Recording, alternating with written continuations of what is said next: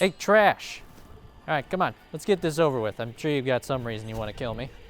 How dare you speak to me that way, you disgusting piece of filth! Oh my god. I'm sorry, dude. What the hell is on your head? You look like an absolute idiot.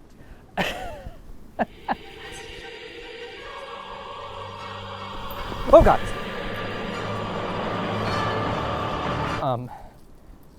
Wait, what's going on right now? When Lies of P was in its marketing phase, it captured a lot of people's attention due to how strongly reminiscent it was of From Software's games, with a lot of elements being shared with Bloodborne in particular. Victorian architecture and clothing, gothic monster designs, and of course, all the trademark trappings of the Soulsborne genre's gameplay. The more cynical viewer might have looked at all these trailers and gameplay demos and assumed NeoWiz were creating a legally distinct Bloodborne that would release for PC, which the original game seems poised to never do. The truth is that while Lies of P owes a huge debt to From Software for its existence, it still has a personality of its own. We've seen a number of Souls-likes over the last decade, and while some have seen success, few have achieved the level of quality you'd find in a game by From Software. Personally, I've picked up a few of them and mostly bounced off them. Lies of P makes great strides in bridging the quality gap and creating something memorable. The game puts you in the clogs of Pinocchio, though it's weirdly afraid to say his name. I don't think anyone ever actually says Pinocchio. Maybe this was NeoWiz trying to stick with the nameless wanderer motif of the Souls series. The Sophia, even gives him the nickname Clever One. Anyhow, in this world, puppets are essentially anthropomorphic robots who follow the 3 laws of the Grand Covenant. Keep tripping on my words. Pretty much every puppet in this world has gone haywire prior to the events of the game, so old Pinocchio's gotta clobber his way through the city of Krat until the situation gets resolved. This game probably comes closer than any I've played to replicating the magic of the Soulsborne series. The controls are tight, the enemies are varied and fairly interesting to fight, and the levels are wonderfully designed. The combat isn't flawless. For one thing, I wish the movesets were just a little more varied. There is a pretty nice number and variety of weapons, but the number of moves for each one is just a bit less than I'd like. You've got your R1 combo, R2 combo, charged R2, rolling attacks, sprinting attacks, and then the Fable arts, which have limited uses and sometimes aren't actual attacks. This is not a bad selection by any means, but it could have been just a bit better. NeoWiz did give us an additional attack in the form of a mechanical arm. Boy, video games sure do love mechanical and/or mystical arms. This particular arm was almost certainly inspired directly by Sekiro, with a couple of the skills lifted directly from the game, as well as one that seems to be cribbed from Artorias? My first playthrough was spent mostly using the shield prosthetic, as it gave me some wiggle room on blocking moves, allowing me to protect myself and simultaneously deal damage to the jerk who was swinging at me. But the other arms also provide some nice gameplay variety and generally feel pretty good to use. Another thread of inspiration this game pulls from Sekiro is the heavy emphasis on parries. You can block and use iframes to dodge in this game, but blocking doesn't prevent you from taking damage and often feels like it hardly reduces damage taken, and the enemy attack patterns also discourage dodging much of the time. So most of the time it feels like the game is pushing you to try to parry, which often leads to a mixture of missing the block, taking the full brunt of the damage, or doing a normal block and still taking a big chunk of damage. You can regain health by attacking if you blocked, but sometimes your opponent just won't have that, rapidly dashing away and then dashing back in, swords flying. And some enemies have ridiculously long combos as well. And that's before we even get to fury attacks. Most enemies and bosses have at least one of these attacks which completely ignores dodges and blocks and can only be countered with a perfect parry. These attacks often hit harder than the enemy's other moves, and so it feels almost like an imminent punishment whenever you see that red glow, as the timing of the attack can often be hard to predict. I'm honestly surprised that the shield prosthetic doesn't give you any defense against these attacks unless you time it perfectly, as with the normal guard. There are other methods of getting through these attacks, but you have to either limit your weapon choices to one that has a Fable art for perfect guards, wait until really late in the game for an item that lets you dodge through them, or wait until really late in the game for a very limited use item that makes them easier to guard. Maybe for some people these fury attacks are barely an issue and they can block them in their sleep, but for someone like me who has only completed every Souls game dozens of times, please clap. They're a real pain in my ass and the rest of my broken body. Now, something I really liked about the game was the pulse cell discharge mechanic. Basically, once you use up your last pulse cell, your healing item, you're not totally out of luck. Once your cells are depleted, you can charge one of them back up by landing hits. Honestly, I think this design choice is genius. It really makes you feel like you can come back from an ass whooping, because if you can just hang in there for a bit longer, you can get another heal and turn the fight around. Not only that, you can get upgrades with quartz centered around this discharged state. Increased defense, increased damage, reduced stamina consumption. You can set yourself up to be pretty stout when you're in this vulnerable position. It's kind of like having the benefits of Dark Souls' red tearstone ring without having to be one hit away from death. And speaking of death, let's talk bosses. Lies of P has a pretty nice selection of boss battles. Nice varied designs, lovingly crafted movesets, pretty well-balanced difficulty for the most part, and some pretty cool arenas as well. Most bosses have a little bath outside that will allow you to summon an NPC phantom for help, so you shouldn't hit too many walls on your way through the game. There were a couple bosses that I actually beat on my first try with the phantom. They were still challenging and fun to fight, but easy enough that I managed to pull through with the help of the phantom. There are some glaring weak spots in the roster, though. There's even one boss that had me questioning whether it was even worth it to continue playing the game. The Door Guardian.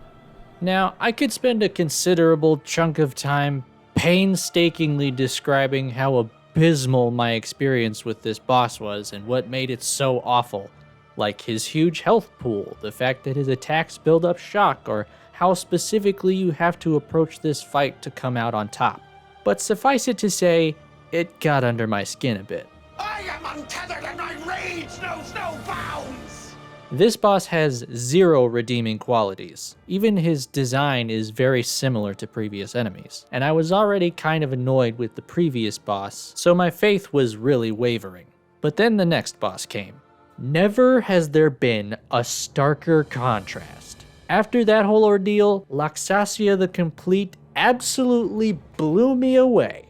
Really cool visual design, simple but engaging attack patterns, and a cool arena. And then the second phase began, and the roof was blown off. Laxasia's second phase takes all the tropes of Artorias and his various iterations throughout the Soulsborne series and embodies them in the most epic and entertaining way possible.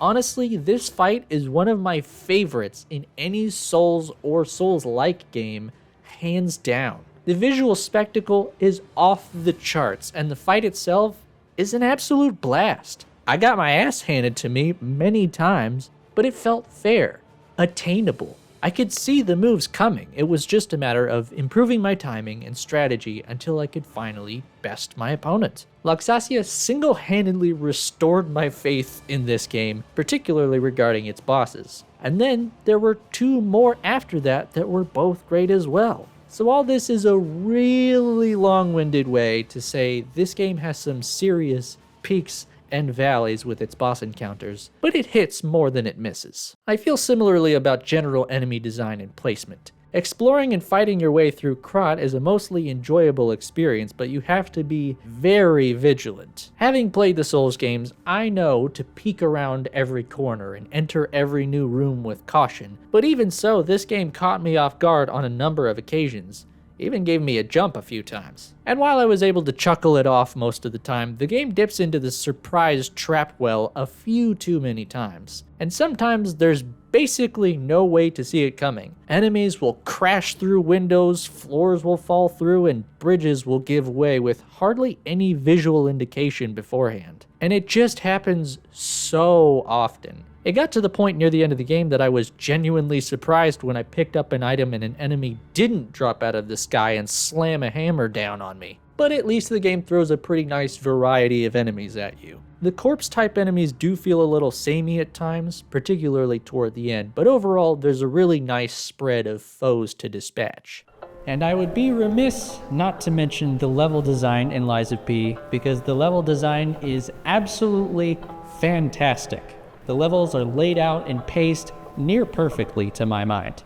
As soon as I would start to feel myself running out of gas, I would come across a new Stargazer, or a shortcut leading back to the last one. And the levels are all visually interesting as well, constantly beckoning you to explore every nook and cranny. I absolutely loved moving through this world and discovering everything it had to offer, even if the actual items to be picked up often left me wanting more. I can't tell you how many times I'd find an item in an incredibly precarious or distant spot that ultimately turned out to be essentially pocket change. One thing that was always exciting to pick up was quartz, which is used to level up your P organ. I think I've gotten some emails about that before. Anyway, your P organ is a way of gaining equipment upgrades and passive abilities, including increased pulse cell usage, more amulet slots, fable slots, increasing stagger windows, and so on. And all these larger abilities are unlocked through acquiring these other passive enhancements. And while the list can be a little dizzying, especially as you progress deeper into the game, it does allow for some nice customization of your playstyle. The game does allow for visual customization as well, although I personally found it a bit lacking. There's a fair number of outfits to acquire, though a lot of them feel kinda samey. Felt like a good number of the clothing was just a brown jacket with trousers. There are also some headpieces, which are more varied, and the devs even added a few new pieces with the 1.3 update, which I'll circle back to in a moment. Maybe even more important than the initial playthrough for me is the repeat playthrough. The Souls games have long been a sort of comfort game genre for me. I love going back through the games with different builds and seeing what they have to offer. I especially like getting to a point where I can just cream most of the enemies because I've just gotten so familiar with the game. It's only fair after all they've put me through.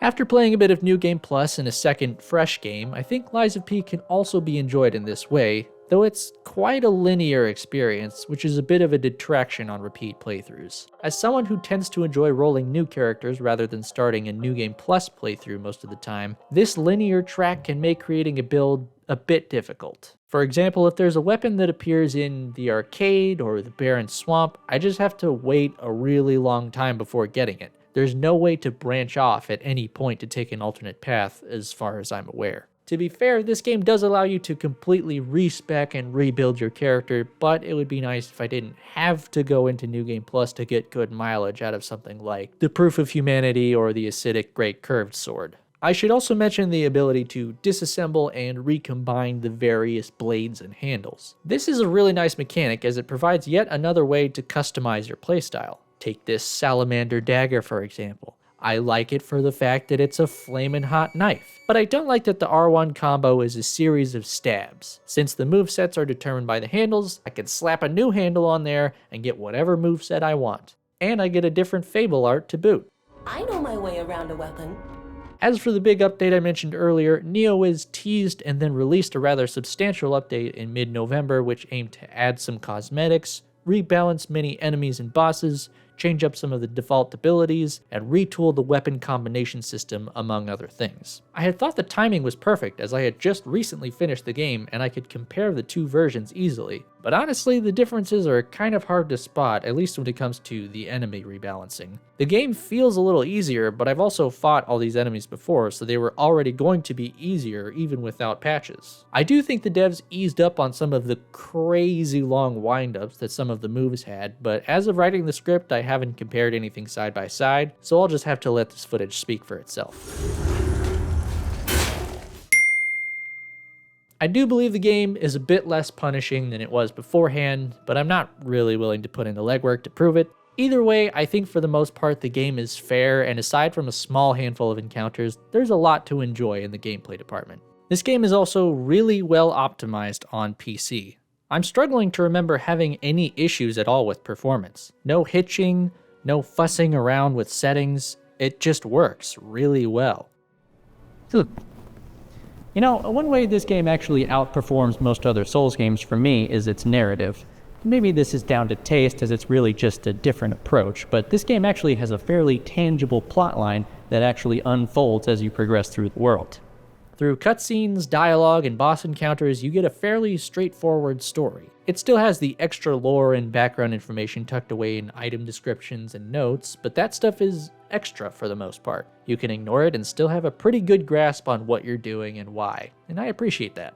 The characters you encounter along the way are a bit of a mixed bag, with at least one character changing drastically by the time their story concludes. Most of the mainstays in Hotel Krat are pretty enjoyable to talk to, although maybe Vanini is a little too chatty at times. There are one or two characters who feel like they don't have much going on, but a lot of them do get a fair bit of screen time, or at least the option for it. The vocal performances are pretty competent across the board, and some of the voice actors actually do a stellar job. There was one voice that I just detested, though. Another fine day in the city of Krat, but I wonder, my friend, just where you've been? I dreaded picking up these phones. The Master of Riddles rears his ugly voice about 4 or 5 times over the course of the game, and his performance may not be phoned in, but I'd almost prefer it was. Look, I don't want to spend too much time ragging on this one character, but I just found these exchanges to be obnoxious. But later in the game, you can actually encounter this person in person, and his tone and demeanor totally change. It's actually a pretty enjoyable scene, and I even enjoyed his vocal performance. The other characters are a lot more consistent, some for better, some for worse, but it was mostly pretty solid. Thank you so much, kind one. One thing I really appreciated about the NPC interactions was the addition of indicators for events or conversations in the Stargazer menu. Anytime someone wants to talk to you or appears in a new area, you'll get this icon telling you that something's going on. Maybe some people will say this is hand-holding, but I think it's fantastic. Running around and talking to every single NPC every time something of note happens on the off chance that they'll have something new to say, or aimlessly wandering around looking for an NPC that's moved from their usual location, not my cup of tea. Finally, I have to mention the music, because there are some fantastic tunes in this game. And I'm not even talking about the ambient or boss music, though that's also quite good. What really got my attention were the various records you can pick up throughout Krat. These records are actually more than just a fun novelty item, they're kind of integral to your character progression. Every time you listen to a record, you get what I'm going to call humanity points. Basically, you become more of a real boy through listening to these tracks, among other things. And I got more excited when I picked up a record than just about any other item I found, because most of these songs are fantastic, and they allow you to create your own ambiance while you go about your business at the hotel. There's a lot to like with this game. There's a little bit that'll drive you up the wall and through the roof, but I think the devs have pulled off something amazing here. They may be cribbing the Souls style pretty hard, but the game is just so good I really don't mind, and I'm looking forward to the upcoming DLC and the sequel they've already teased. Thanks everyone for watching. If you enjoyed this review, please do all the things that let YouTube know. Like, subscribe, share it with your friends, it really helps me out. And maybe give my Patreon a look in if you're so inclined. I'll catch you next time.